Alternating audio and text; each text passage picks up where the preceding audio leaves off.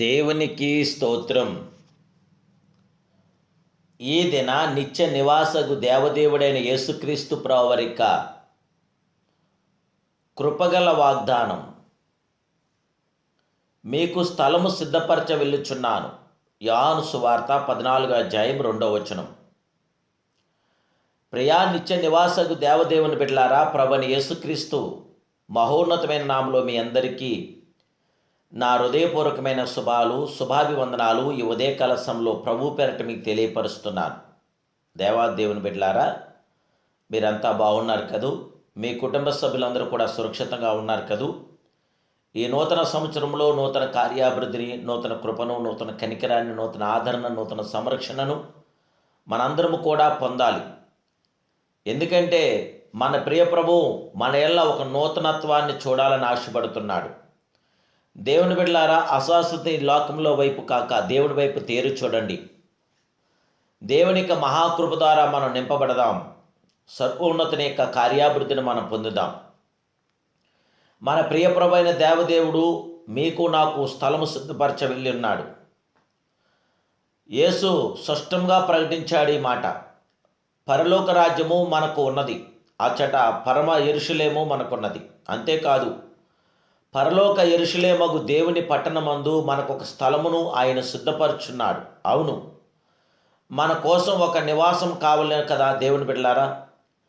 నా తండ్రి ఇంట అనేక నివాసములు కలవు అని యేసుక్రీస్తు ప్రభుల వారు తెలియపరిచారు. జీవగల దేవుని బిడ్డ, ఆ నివాసంలోనికి పాత నిబంధన పరిశుద్ధులు వచ్చెదరు. విశ్వాసులకు తండ్రి అయిన అబ్రాహాము ఒడిలోనికి విశ్వాసమందు పరిపూర్ణమైన వారు వచ్చెదరు. ఇస్సాకు వంటి ధ్యాన పురుషులు ఇస్సాకుడిలోనికి వచ్చెదరు. యాకోబు వలె దేవునితో పోరాడి జయం పొందిన వారు యాకోబుడిలోనికి వచ్చెదరు. అయితే యేసుక్రీస్తు మనలను పాత నిబంధన పరిశుద్ధుల ఒడిలోనికి తీసుకొని వెళ్ళటలేదు. మన కోసం ఒక స్థలమును సిద్ధపరుచున్నాడు. అది మన ప్రియ ప్రభువు గొర్రెపిల్ల నివాసం చేయు స్థలమే. దేవదేవుని బిడ్డలారా, గొర్రెపిల్లని యేసుక్రీస్తు ప్రభువారికి నివాస స్థలమును మనకు సిద్ధపరుస్తుండగా మనందరం ఆ ఉన్నతమైన స్థలంలోకి వెళ్ళిపోతున్నాం. ఆయన అంటున్నాడు, నేనుండు స్థలంలో మీరును ఉండులాగున అని ప్రభు చెప్పాడు. పాత నిబంధన పరిశుద్ధుల నుండి చోట కాదు, మనము క్రీస్తుతో కూడా ఉండుటకు పిలువబడిన వారం దేవదేవుని బిడ్డలారా. పాత నిబంధన పరిశుద్ధులందరూ క్రీస్తు యొక్క స్నేహితులు అను స్థానమును మాత్రం వహించుదురు. కానీ మనం క్రీస్తు యొక్క పెండ్లి కుమార్తెగా క్రీస్తు కూడా ఆయన ఉండు చోట నివాసం చేయగలదామని ప్రభు పేరట మీకు తెలియపరుస్తున్నాను. పాత నిబంధన పరిశుద్ధులందరూ మనం లేనిదే పరిపూర్ణులు కారు.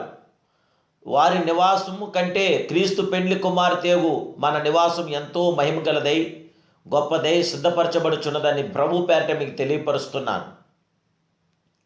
అపోస్తలుడైన పౌలు పాత నిబంధన పరిశుద్ధులను విశ్వాసులను ఒకవైపు నిలబెట్టి మరోవైపు మనలో నిలబెట్టి మనము లేకుండా సంపూర్ణులు కాకుండా నిమిత్తం దేవుడు మన కొరకు మరీ శ్రేష్టమైన దానిని ముందుగా సిద్ధపరచనని స్పష్టంగా రాయబడినది ఎబ్రీయులకు రాస్తున్న పత్రిక 11:40.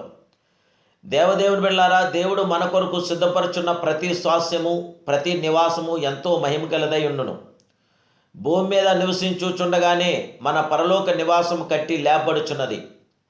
ఇచ్చట మనము ప్రభు కొరకు అనుభవించు శ్రమలు అచ్చట మన నివాసమందు విలువైన రాళ్ళుగా పొదిగింపబడుచున్నామని ప్రభు పేరట మీకు తెలియపరుస్తున్నాను.